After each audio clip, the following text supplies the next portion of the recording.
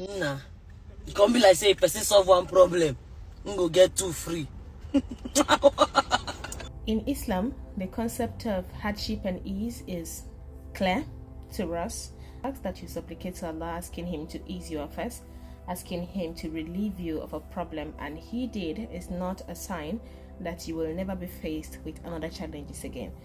The Prophet sallallahu alaihi wasallam, despite his closeness to Allah subhanahu wa ta'ala, he faced his own level of challenges, trials, tribulation. Trials and tribulations are a part of life. In fact, these are the spices that makes up the beauty of life. So this brings me to the part where I teach you a very important lesson in Islam. Worshippers of Allah are categorized into several sects, where we have the Muslim, the Mu'min, the Muhsin, the Fasik, etc., etc. Today, let us focus on the Muslims and the Mu'min. In order to simplify it for you so that you get it very clear, every Mu'min is a Muslim, but not every Muslim is a Mu'min. I hope that is understandable. Every Mu'min is a Muslim, but not every Muslim is a Mu'min. Let me tell you the difference between these two. A Muslim is a person who actually accepts that yes, Allah is their Lord and the Prophet ﷺ is the messenger of Allah subhanahu wa ta'ala. So they perform Hajj, Zakah, Saum, etc. And while a Mu'min is a person who actually does and follow all of those things, but extra. What is the extra part? They have total conviction in Allah. They submit to Allah's will. Let me tell you the beauty of being a Mu'min in relation to this, and why this hardship and ease is actually something that is far more beautiful in their book than the regular Muslim. In the book of the Mu'min, they see everything as beautiful. They see everything as qadar. Unlike the Muslim, there are some Muslims who actually question what happened to them, everything that happened to them. Ya Allah, why me? Ya Allah, why me?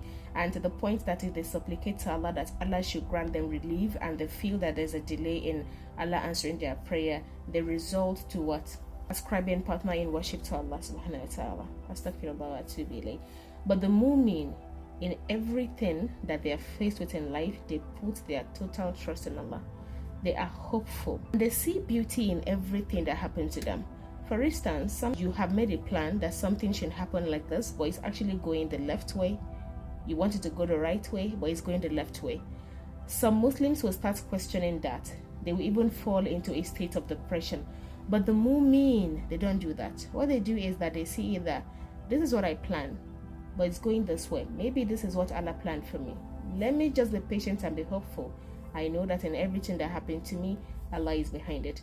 I know that Allah is closer to me and Allah knows me better than I know myself. So whatever that is happening, Allah is all aware. Let us see where this right. And if you actually observe, this is actually true. There are many things that have happened to us in the past. During the time that we're experiencing most of those hardships and trials, you question God. You question yourself.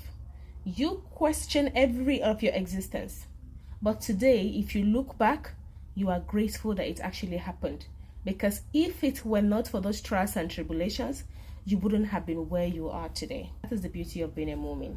The Mu'min, they already prepare their mind that whatever good that comes to them is from Allah. Whatever evil that comes to them is from Allah. That Allah is all aware of the good happening and the bad happenings to them.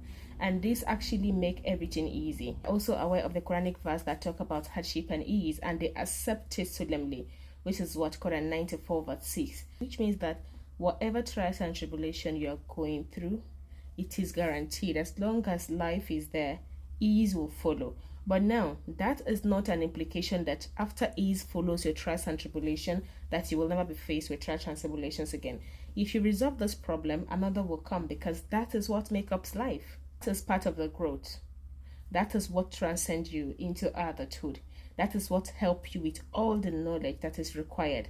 That these are the tests that God has actually, create you for, because the sole aim of us being on earth is to worship Allah, nothing else. Every other thing that we do is an addition. Every other thing that revolves around our life is just an addition. It's just to spice up the journey. But our major aim on earth is to worship Allah subhanahu wa ta'ala. So, and how do you worship Allah subhanahu wa ta'ala? It's not just about you prostrating your forehead, your face on the ground. It's not just about you performing Hajj and all of that. There is more to it.